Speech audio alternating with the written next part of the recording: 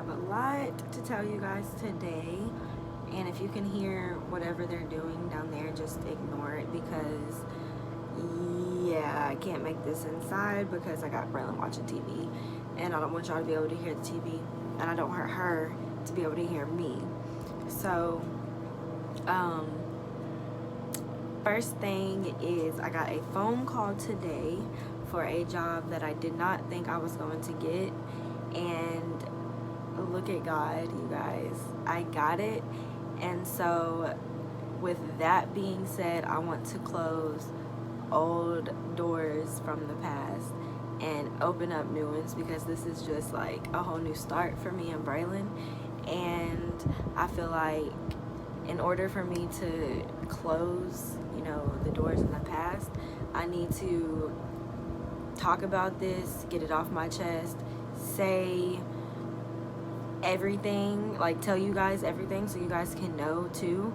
And after this video, I don't want to talk about it anymore. I don't want anybody to ask me about it anymore. Me and, you know, my relationship, I don't want to say any names because I don't want any reason to have to delete this video. So everybody knows who I'm talking about. Y'all know who I'm talking about. Y'all know who I was with last. I'm just gonna start from the beginning. When Braxton died, y'all know Braylon's dad, when he passed, I met him before Braxton passed, but I didn't know him like that. But when Braxton passed, we started talking, got, you know, close and stuff, and I don't know, it was different. Well, at least I thought it was different. I was like blinded, I guess, because I never like got to heal on my own. So I was basically depending on somebody else for happiness, and it's not the way to be, you guys, because when you depend on somebody else for happiness, when they just up and go, like, you're lost, and you're right back to where you were before they came into your life. You know what I'm saying? So I have stuff written down because I don't want to forget anything at all. Y'all seen everything in the beginning. Everything was cool. We were doing videos. We were on Snapchat, you know, just going places, just doing different stuff. At the time, I was living in that apartment behind my mom's house. Y'all remember when I had the one bedroom behind my mom's, with the garage on the bottom?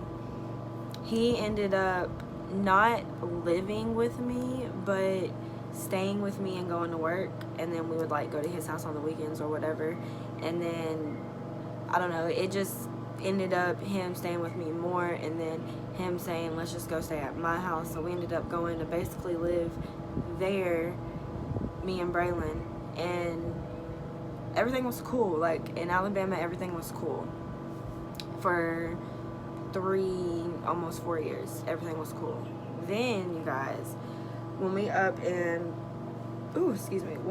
moved to Georgia, that's when everything like fell apart, literally, with not only me and him, but with me and other people, with me and my family, him, his family. Like, it was just a whole mess. Him and his friends, like, it was a mess. Okay, so we moved to Georgia. We were living with one of his friends, and at first it was cool, like everything was okay, but then it just started going downhill. Like it just wasn't fun, cool, like I don't know, it just wasn't that anymore. And on top of that, I was the only one working down there. Like the plan was for us to go down there, get jobs, get our own place, and go from there, right? So I was the only one working down there, which I knew what he wanted to be there for. So I was basically like supporting it and, you know, working my ass off trying to move pretty much. But it was stressful. It was really stressful. I know I made a lot seem like everything was okay, but it really wasn't. So I knew what he wanted to be there for, so I didn't mind doing it. It just got to a point where when I got a big boost, you know, people get their taxes, it's a big boost of money, blah, blah, blah. So I ended up getting my taxes, and I had a job, a good job, you guys. So I was ready to, you know, move into our own place. Like, it could have happened. And so he was pretty much saying, no, that's not enough money. We'll use all that money, blah, blah, blah. But at the same time, we were using all that money to pay the people we were living with. Does that make sense? So I just feel like he knew if we was to move out, of course I was going to need help, and he was going to have to get a job. He was looking for jobs, but at the same time I knew deep down he didn't want to work because he was there for music. But it was like the music wasn't happening fast. Like, I guess he thought it was going to happen just within a snap of a finger. But I mean, you need to work to be able to do like what you want to do. Pretty much, I feel like he didn't want to work, and he knew if we was to move right then and there, I was gonna need help in some sort of way or whatever. Some stuff happened and with the car, and I had to get the car fixed because I had to go to work, right? So I was like short on the rent, and we were pretty much asking them to, like, you know, wait, if they could wait like 13 days just until we could get, just till I got paid again so I could pay the rest of the rent or whatever. But they were like, no, blah, blah, blah. So we had to leave.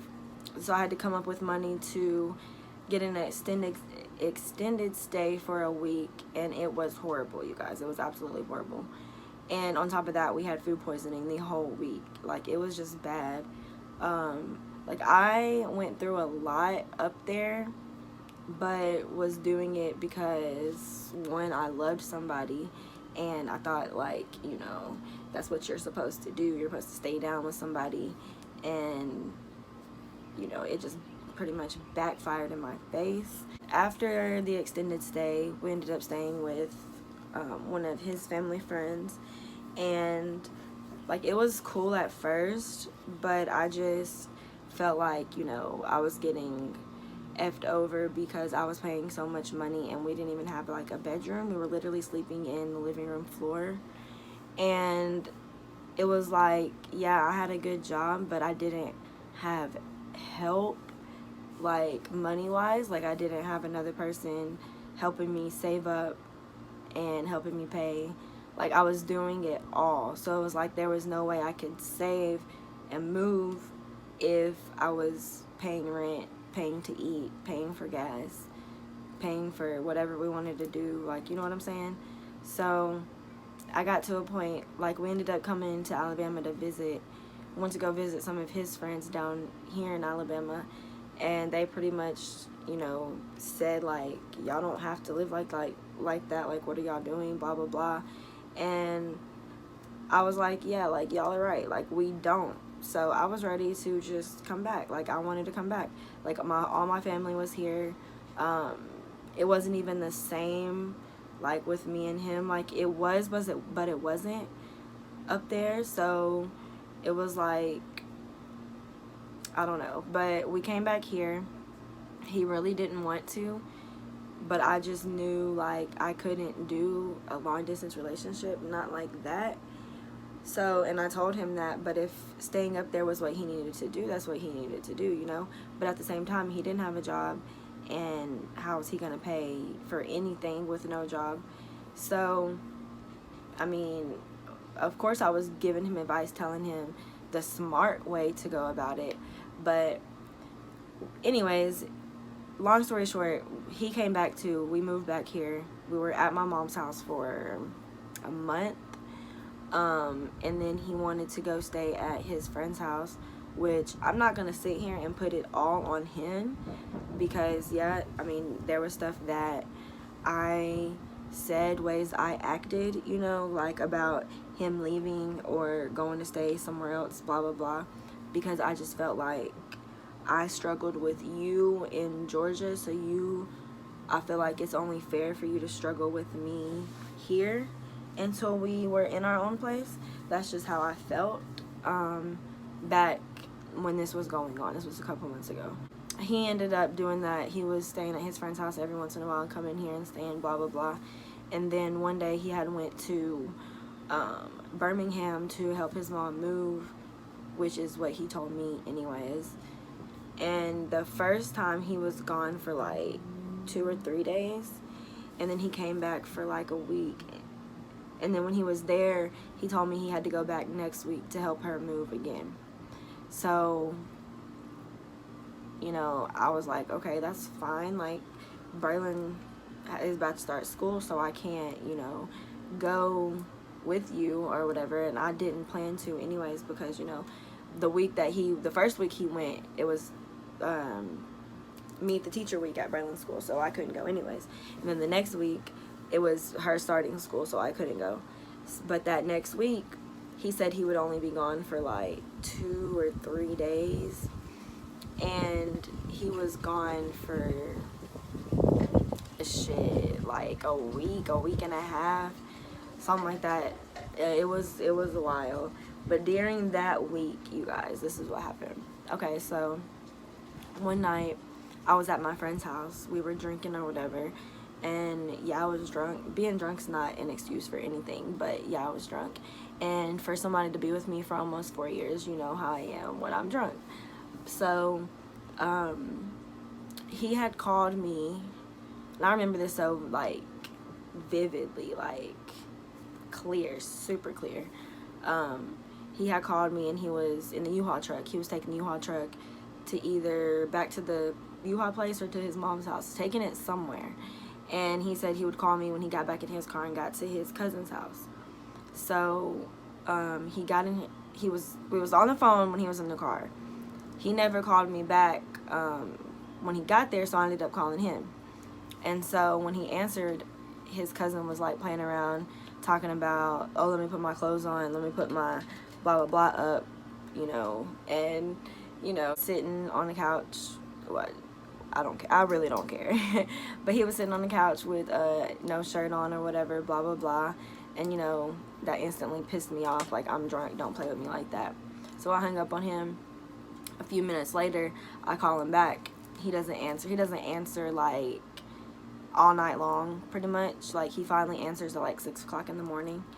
And talking about, he had texted me before he had answered and said, are you mad or not? Like, just playing around, I guess. But like don't play like that, because first of all, you didn't answer all night long. Like, I'm sitting here not even knowing what's going on. Like, I don't know if you're doing something to me. I don't know if you are okay. Like, you know, like, I didn't know. So after that night, like, we were good the first 2 or 3 days he was in Birmingham. But after that night, when I was calling his phone, he wasn't answering. Then he finally answered. After that night, he barely would talk to me, you guys. Like, the whole entire week he was there, I couldn't get him to answer the phone. I couldn't get him to text back. And when I did, he was saying, like, all kind of messed up stuff to me, like stuff that people that you're supposed to care about and love, like, you don't say to. And so yeah, he was doing all of that. And then when he finally came back, he spent the night somewhere. And then the next day came over at like 10 o'clock at night. Like, he would barely talk to me, you guys, so I wouldn't know anything. But before I tell you guys like what was said when he, you know, came, throughout this whole like relationship, in the beginning, like before anything, I didn't want a relationship. I didn't want to talk like to him on that level. And then when I did talking to him on that level, he ended up doing something that I didn't like. And so I told him we shouldn't talk, blah, blah, blah. But he just kept on, you know, saying stuff to make me think like he really does care. Coming to my house whenever in the middle of the night, bringing stuff to my door, leaving it at my door, like just different things that would make me fall for him, pretty much. Making me like fall in love with him, love him, like whatever. And I mean, like, that shit worked pretty much. Like, I'm not even gonna say pretty much, like, y'all seen that shit work. And I told him, like, I've already lost my baby daddy. Like, I don't want a relationship. Like, I don't want to lose nobody else, like nothing like that. And he just kept saying, if you give me your heart, blah blah blah, I won't break it, this and that, just all of that stuff, you guys. And so I ended up doing that, like letting him, like talking to him and seeing, you know, what happened. He was, one day we were sitting somewhere and Braylon just started calling him dad, and from then on out he was saying, like, that's my child. Like, Braylon looked at him as a dad. Braylon would call him her second dad. Like, that was Braylon's dad, pretty much. And I thought so. Like, I thought, like, you know, I told him from the beginning, like, I don't come by myself, I have a whole child. Like, and he knew this. Like, Braylon was 2 years old when he came into her life, and he leaves a month before she turns 5. Like, it's messed with her, you guys. And on top of that, like, you know, was younger than him, so of course I'm gonna have thoughts about, like, would you do this and that, blah blah blah. And there were certain things that he would say that I should have caught, like, as red flags, but I didn't, because he would just make everything seem like this is not how it's supposed to be, like, you're not supposed to think like this, blah blah blah, just making me feel like I'm dumb for thinking how I think. Instead of making me feel better about the situation, I was feeling dumb about it, pretty much. Like, and so I would sit here and ask him, like, would you cheat on me, blah blah blah, this and that, and he would say, if I cheated on you, I wouldn't be able to look at you in the face, just different stuff like that. And so I just wanted to tell you guys that before I told you guys what happened. But I would ask him to make promises to me all the time, like, do you really want to be with me forever? Do you really love me like you say you do? Blah blah blah. But when I would talk about, like, babies and marriage and stuff, like, it would, like, set him off on a different, like, I don't know, like, he would say different things that I should have took and, like, put in my brain, like, this nigga really don't want to be with me type thing. But I wasn't, I don't know, I wasn't, like, registering it. Like, I don't know, you guys, I just wasn't, I don't know what the fuck I was doing. But I just wasn't listening to any of these signs. Like, I wasn't paying attention to nothing. And so after that, after everything I just told you guys, and then when he finally came back from Birmingham, he came over here and he, like, walked over to my car because I was sitting outside. And at first he was, like, laughing and shit, and I was just like, what are you laughing? Like, there's nothing funny. Like, I've barely talked to you in a fucking week and you pull up laughing. Like, there's nothing funny at all. And he just, like, puts his head down and then looks back up, but could barely, like, look at me, you know? Like, could look at me, but looking away. Like, and then talking about, I don't want to hurt you. But then he says he promises he did not cheat on me. But, like, dude, I've been with you for so long. We've lived together for so long. Like, I know how you act. And that's not how you act the whole time you was gone. That's not how you act. Like, either you cheated on me or you have been talking to people and people's just in your head. Like, I don't know, but either way it goes, I can't respect anybody who did what he did, because, you guys, we had little problems, but the problems we had was nothing to break up over for. Like, I used everything I had, lost everything I had, being with him, and that's something I can't do anymore. Like, he messed up my child big time. Like, Braylon's head is so messed up. She came to me one day and said, why doesn't he want to be her daddy anymore? I already have one dad in heaven. Like, just different stuff like that. Telling me to find her a new dad. Like, just heartbreaking things, you guys. Like, I'll never have another man around my child again. Like, ever.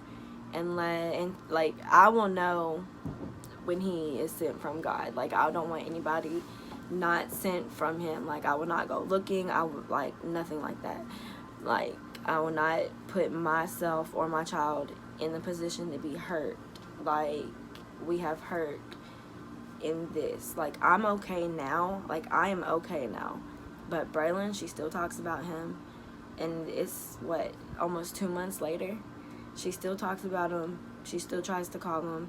I have told him like I don't want no contact, and then I thought about it and I was like, but I don't want to hurt her either. So if she wants to talk to him, let her do it. But at the same time, it's gonna hurt her in the long run because he really doesn't want to be there for her. Because if he did, he wouldn't have did what he did. You know, like people who want to be together forever don't leave and do what he did in that way. You know what I'm saying? Like you knew I had a child when I met you, but his main reason for breaking up is he wasn't ready for a family. But it wasn't like I went and picked up a child like in the middle of the relationship. But it just didn't make any sense to me. That's why I feel like I was cheated on. I don't know for sure.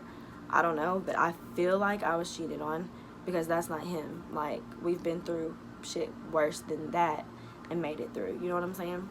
So like it just changed me completely. Like I don't want to be with anybody. I don't want anybody around my child. Like yeah, I'll have friends. Yeah, I'll chill with people or whatever, but like relationship wise, I will know when it's time, because I don't want anything at the moment. I just want to get everything together, get all my stuff back that I lost, save up, and get my own again, get out of my mom's house, because I haven't been in my mom's house in so long, in years, you guys, like living with her and going through all this and doing everything. I am back in my mom's house. If I never would have dropped everything and moved to Georgia, then I wouldn't be in my mom's house right now. I would be in my own all over again. But you live and you learn. And now it's time for those doors to close. I don't know if that was all over the place, because I am going to edit this. So if it is all over the place, I'm so sorry. But it's time for those doors to be closed, new ones to be open, and now we're moving on from the whole situation. I still think about it, but I'm okay. Like, I tell myself, like, that wasn't meant to be. You guys, the whole relationship, like, when I started feeling like he didn't want to be with me, I was sitting there, you know, praying to God, like, give me signs. Please give me signs if this person doesn't want to be with me forever, type thing. And you know, I feel like it took a lot, because there was red flags that I did not like pay attention to. So I feel like it took a lot, and it like something that had to hit me hard for me to listen. And now, like, if I ever do talk to somebody again, I know what not to do, I know what to do, I know my worth. You say something that I don't like, or like, not that I don't like, but something that hurts me in some type of way, cut. You know what I'm saying? Like, I will never settle again, ever. But yeah, let me just go, because this video is almost 30 minutes. It's gonna take me forever to upload it, to edit. But I will see you guys in my next video. I love you guys so much. Bye.